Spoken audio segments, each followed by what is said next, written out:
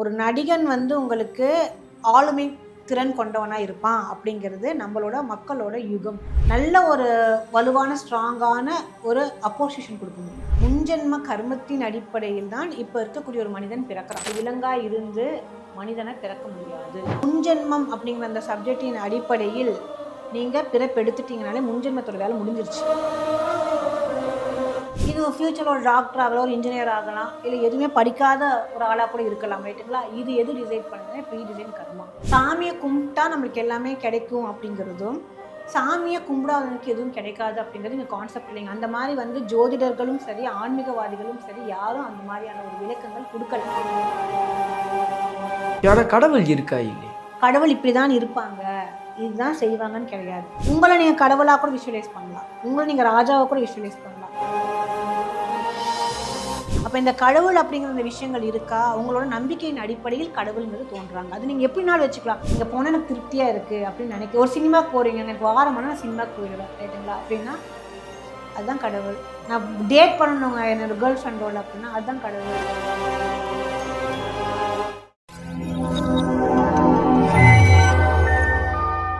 ஹே தேர் people, நீங்கள் பார்த்துட்டு இருக்கிறது டேக் ஒன் தமிழ். நான் உங்கள் விஜய் பிராணேஷ். இன்றைக்கி என் கூட ஒரு ஸ்பெஷல் கெஸ்ட் யார் அப்படின்னு பார்த்தீங்கன்னா டாக்டர் கனிமொழி சந்தோஷ் அவங்க தான் இருக்காங்க. அவங்ககிட்ட நிறைய விஷயங்கள் கேட்டு தெரிஞ்சுக்க போகிறோம். வாங்க பேசலாம். வணக்கம் மேம். வணக்கம், எப்படி இருக்கீங்க? நல்லா இருக்கேன் மேம். உங்களை சந்திக்கிறதுல எனக்கும் எங்கள் டீமுக்கும் ரொம்ப ரொம்ப சந்தோஷம். மறுஜென்மங்கிற கான்செப்ட் இப்போ நம்ம பேசும்போதுமே சொல்லுவோம், இது உங்களோட முன்ஜென்ம கர்மா அப்படின்னு. அப்போ அதை பார்க்கும்போது இது மறுஜென்மம் தானே. இப்போ மறுஜென்மங்கிறது உண்மையாலுமே இருக்கா?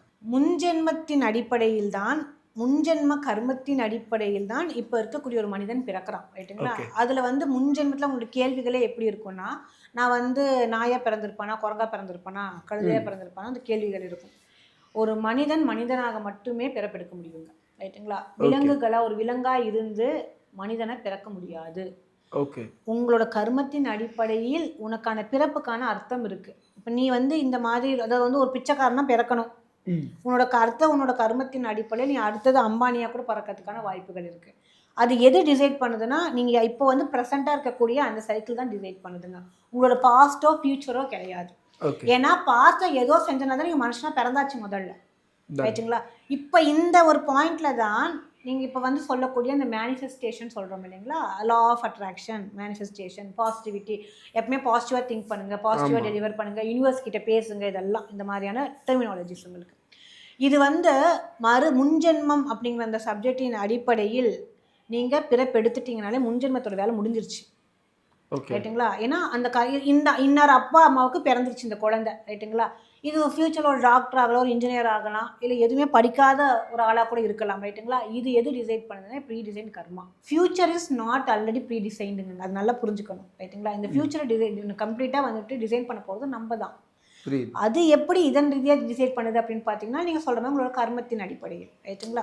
இந்த கர்மாவை தான் நம்ம என்னன்னா, நீ வந்து நல்லது பண்ணு, உனக்கு நல்லது நடக்கும் அப்படிங்கிறது. இல்லை, அந்த படத்துல எல்லாம் நான் காட்டுவாங்களே மேம், இதாவது இந்த ஒரு விஷயம் நடந்திருக்கும், அதே மாதிரி திரும்பி வர்றதுங்கிறதெல்லாம் பாசிட்டிவ். கண்டிப்பாங்க. அது வந்து பாசிட்டிவா அப்படிங்கிறது வந்து, இது என்ன சொல்றதுங்க, ஒரு மாயாஜாலம்லாம் இது கிடையாது. ஓகே, உங்களுக்கு வந்து மூளையோட உங்களுக்கு அந்த வேவ்ஸ் வந்து நம்மளுக்கு ரெக்கார்டிங்ஸ் இருக்கு இல்லைங்களா? அதுக்கு வந்துட்டு உங்களுக்கு வந்து மெஷினரிஸே இருக்குங்க. நம்ம எப்படி வந்து எலக்ட்ரோ கார்டியோகிராம், நம்மளோட ஹார்ட்டோட வேவ்ஸை வந்து நம்மளுக்கு வந்து இத்தனை டப்புன்னு அடிக்குது, இந்த மாதிரி யூனிட்ல போகுதுங்கிற மாதிரி பிரெயின் வேவ்ஸ் மெஷர் பண்ணக்கூடிய விஷயங்கள் இருக்கு. அதுல வந்து நம்ம வந்து என்னன்னா கான்ஷியஸ் மைண்டுன்னு சொல்றோம். அதான் இப்போ நீங்க நான் லைவா பேசிட்டு இருக்கோம், நம்மளோட கான்ஷியஸ் மைண்டோட பேசுறோம். சப்கான்ஷியஸ் மைண்டுங்கிறோம். நீங்க ஒரு விஷயத்த இன்னும் நீங்க பேசும்போதே உங்களுக்கு உள்ளுக்குள்ள ஒரு வாய்ஸ் கேட்கும், ரைட்டுங்களா? அது சப்கான்ஷியஸ்ங்க. அது இல்லாத இருக்கக்கூடிய ஒன்று அன்கான்ஷியஸ் மைண்ட் அப்படிங்கிறது. அது நீங்கள் தூங்கும்போது உள்ளுக்குள்ளே வந்து செயல்படக்கூடிய வேலைகள். இப்போ இந்த 3 மைண்ட்லையுமே உங்களோட பதிவுகள், உங்களோட ரெக்கார்டிங்ஸு. இப்போ நீங்கள் வந்து ஒரு 2 வயசில், உங்களோட 2 வயசில், ஓகேங்களா, ஒரு சினிமாவுக்கு உங்கள் அம்மா அப்பா கூட்டிகிட்டு போயிருக்கிறாங்க, அந்த சினிமா என்னன்னு சொல்லுங்கள் பார்க்கலாம் அப்படின்னு நம்ம கேட்குறோம். நம்ம கொஞ்சம் டேக் சம் டைம் இல்லைங்களா? என்ன ஆகும், உள்ளுக்குள்ளே போய் உங்களோட கான்ஷியஸ் மைண்டை சப்கான்ஷியஸ்குள்ளே போய் புல் பண்ணி அதை கொண்டு வந்து சொல்லும், ரைட்டுங்களா? அப்போ அந்த 2 வயசில் நம்ம தான் சொல்லுவாங்க, 10 வருஷத்துக்கு முன்னாடி போய் பாருங்கள், கண்ணை மூடுங்க, 5 வருஷத்துக்கு முன்னாடி போய் பாருங்கன்னா, இது எல்லாமே மைண்ட் கண்ட்ரோல் எடுக்கிறதுங்க. அதுதான் அந்த காலத்தில் ஹிப்னாட்டிசம், மெஸ்மரைஸ் பண்ணுறது, ஹிப்னோடைஸ் பண்ணுறதுன்னு நம்ம சொல்கிறோம். பியூர் அண்ட் பியூர் சயின்ஸுங்க. உங்களோட பிரெயின் வேவ்ஸை வந்து ரீட் பண்ணுறது, ரைட்டுங்களா? இப்போ உங்கள் வீட்டில் நீங்கள் தமிழ் பேசுவீங்களா? என்ன லாங்குவேஜ் பேசக்கூடிய ஆட்கள் நீங்கள்? தமிழ் தான் பேசுவீங்க இல்லைங்களா? குழந்தையில தமிழ்னு சொல்லி பேசுறதுக்கு அவங்க உட்காந்து சொல்லி கொடுத்தாங்களா உங்களுக்கு? இல்லை. அதுவே வரும், ரைட்டுங்களா? இதே குழந்தை சைனால ஒரு குழந்தை பிறக்குது ரைட்டுங்களா, அந்த குழந்தைய வந்து நம்ம தூக்கிட்டு வந்துடுறோம், ஒரு வயசுக்குள்ளாரே தூக்கிட்டு வந்துடும். அது இங்கே வந்ததுக்கப்புறம் தமிழ் பேசுமா சைனீஸில் பேசணும், எந்த லாங்குவேஜ் பேசும் உங்களுக்கு? தமிழ் தான் பேசும். ஏன்னா அது ஒரு சாஃப்ட்வேருங்க. நம்ம சாஃப்ட்வேரை என்ன அந்த பிரெயினுக்குள்ளே போகிறோமோ அதோட பதிவுகள் தான். இதே மாதிரி தான் உங்களோட பதிவுகள் ஏற்கனவே வந்து ரெக்கார்டடாக இருக்கும்.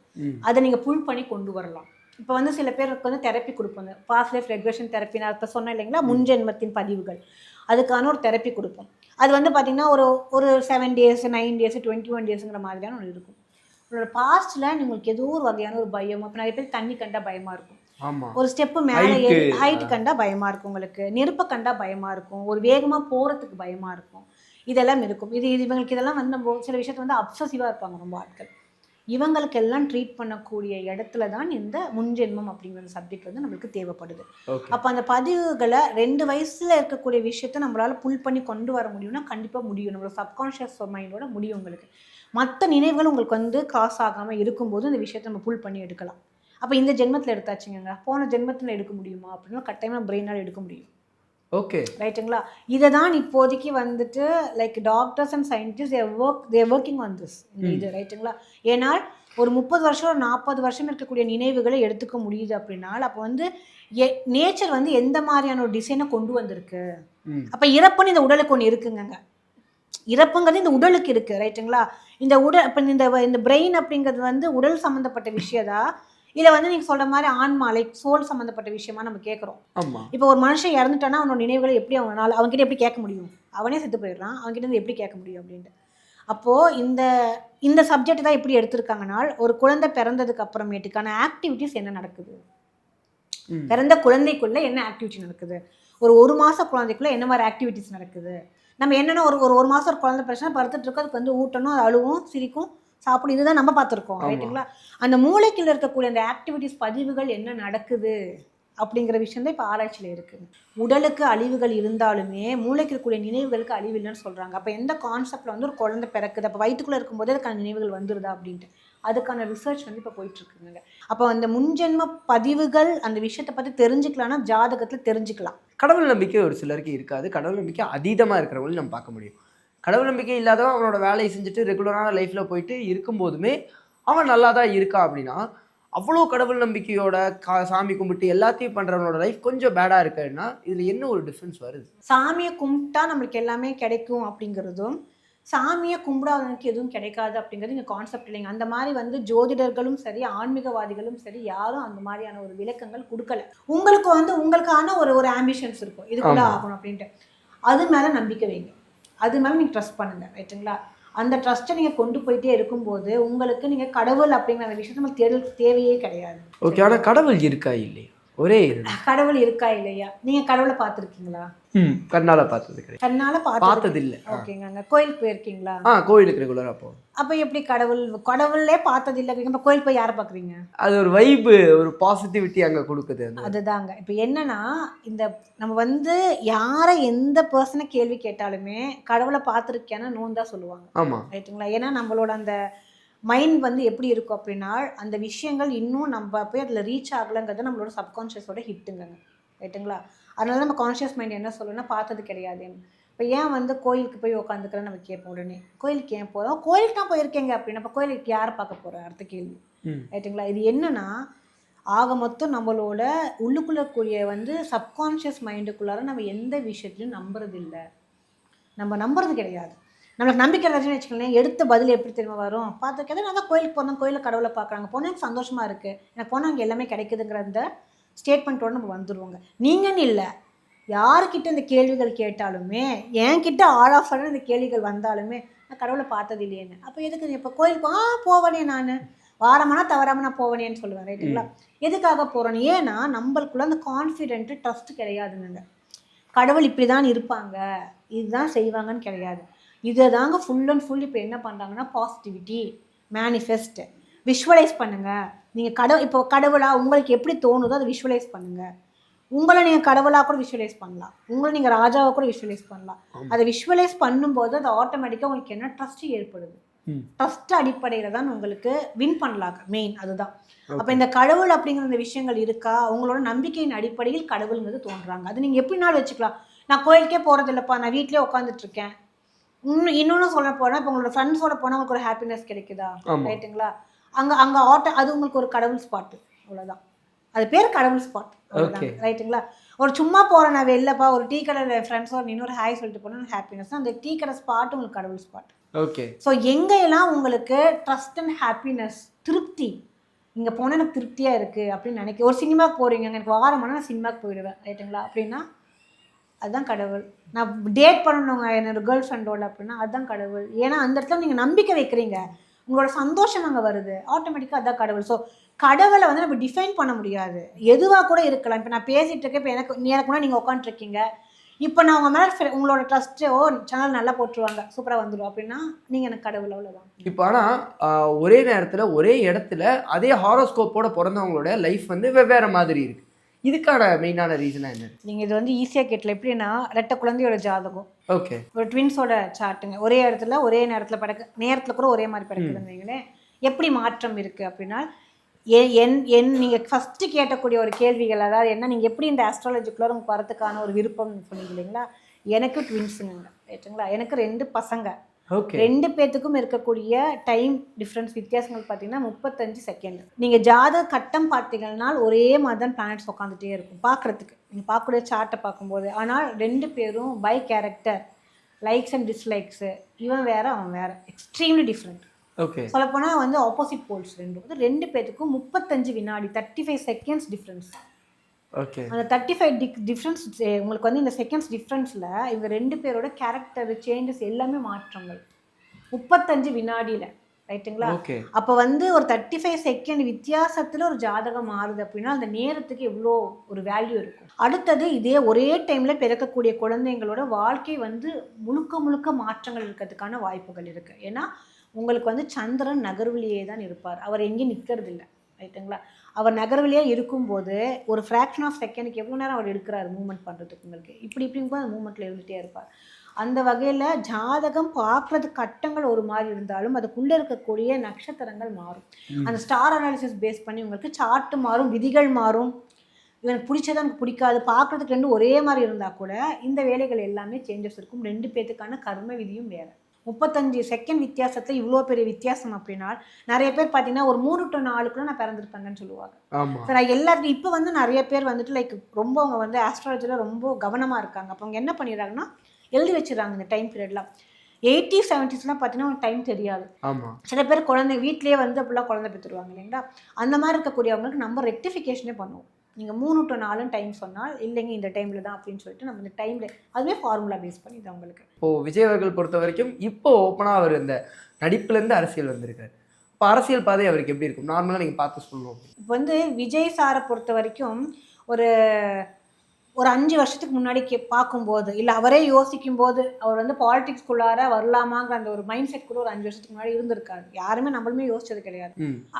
அவரை நம்ம எப்படி பர்சீவ் பண்ணியிருக்கோன்னா ஒரு நல்ல நடிகன், நல்ல ஒரு ஹீரோ, ரைட்டுங்களா? நல்ல ஒரு ரசிகர் கூட்டம் வச்சிருக்கக்கூடிய ஒருத்தவர், அவ்வளோதான். ஆனால் நம்மளோட இந்த சவுத் ஜோன் பொறுத்த வரைக்குமே ப்ராக்டிக்கலாக என்ன, ஒரு செலிப்ரிட்டி, ஒரு நடிகன் வந்து உங்களுக்கு ஆளுமை திறன் கொண்டவனாக இருப்பான் அப்படிங்கிறது நம்மளோட மக்களோட யுகம், ரைட்டுங்களா? இது நம்மளோட தாட்ஸுங்க இந்த மாதிரி. பட் அவருக்கான அரசியல் வாழ்க்கை என்ன அப்படின்னு பார்த்தீங்கன்னா, இப்போ வந்து டைம் பீரியட் அவருக்கு அவரோட டீட்டெயில்ஸ் என்கிட்ட இல்லை. இப்போ நான் சொன்ன மாதிரி தான் 35 செகண்டில் ஒரு ஜாதகம் மாறுதுங்க போது நம்ம ஏதோ ஒரு வாய்க்கு வந்தது சொல்ல முடியாது. ஆனால் அவரோட இந்த மூமெண்ட்ஸ், அவர் வந்து செய்யக்கூடிய இந்த ஆக்டிவிட்டீஸ் ஆகட்டும், அந்த நேரம், டைம், அவர் பண்ணக்கூடிய நேரம், அந்த காலத்தின் அடிப்படையில் அவர் வந்து இந்த 2026 வந்து நம்ம இதில் வந்து என்ன சொல்கிறது, உங்களுக்கு கண்டஸ்டன்ட் ஆகும்போது நல்ல ஒரு வலுவான ஸ்ட்ராங்கான ஒரு அப்போசிஷன் கொடுக்க முடியும். ரைட்டுங்களா? 2026லங்க.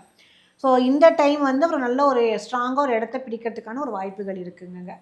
அடுத்தது நம்ம வந்து போய் சேரில் உட்காரணும் அப்படிங்கிற மாதிரி இது வந்து நெக்ஸ்ட் வரக்கூடிய எலெக்ஷனில் என்ன அப்படிங்கிற நம்ம பார்க்கலாம். ஓகே. ஆனால் இப்போ ஒரு ஸ்ட்ராங்கான ஆப்போனண்ட்டாக வர்றது தாராளமாக இருக்குங்க. அதாவது இப்போ வந்து பார்த்தீங்கன்னா நம்ம பேசும்போது இந்த மேனிஃபெஸ்டேஷன் யூனிவர்ஸோட பேசுகிறதெல்லாம் நம்ம சொன்னோம். இப்போ ரீசெண்ட் டைம்ஸில் அது அதிகமாகிடுச்சு.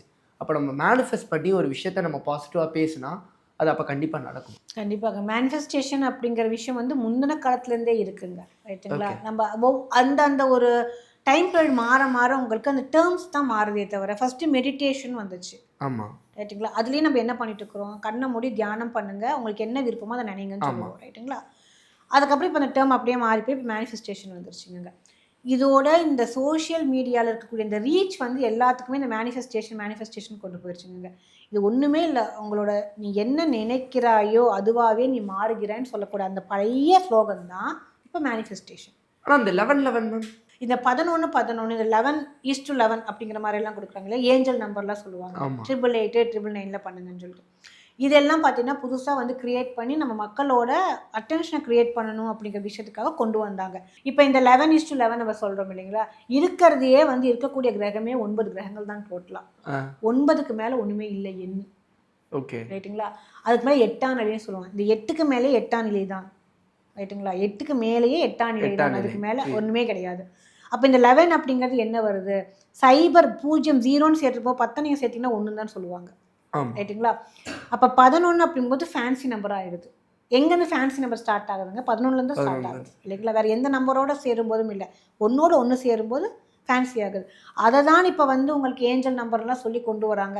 ஃபஸ்ட்டு 11:11 அப்புறம் 888 999 அப்புறம் 72456 அப்படின்னு சொல்லிட்டு ஒரு நம்பரை போட்டு இதை எழுதுங்க, இதை வந்து நீங்கள் எழுதி தண்ணியில் விடுங்கம்பாங்க, இதை மடித்து இதை வந்து எரிங்கம்பாங்க. இது எல்லாமே ஹம்பக். ரைட்டுங்களா? சும்மா இது கதை விடுறது. இது எல்லாமே இதெல்லாம் என்னென்னா உங்களோட அட்டென்ஷனை க்ரியேட் பண்ணணும், எனக்கு வியூவர்ஸ் ஜாஸ்தியாகணும், ஏதோ ஒன்று சொல்லணும் மக்களுக்கு, அதுக்காக செய்யக்கூடிய விஷயங்கள் தான் இதுவே தவிர நம்பர் சயின்ஸுங்கிறது இருக்குது. அதுவுமே உன்னோட எண் அடிப்படையில் எல்லாமே உங்களோட, அது பேர் வந்து எண் கணித ஜோதிடம் தான் சொல்லுவாங்க. கண்டிப்பாக நிறைய விஷயங்கள் பேசணும், அதாவது பல டாபிக் சொசைட்டியில் அது மேலே இருக்கிற பல டவுட்ஸ் பற்றி பேசணும். இந்த ஒரு சந்திப்புக்கு ரொம்ப ரொம்ப நன்றி. தேங்க்யூ.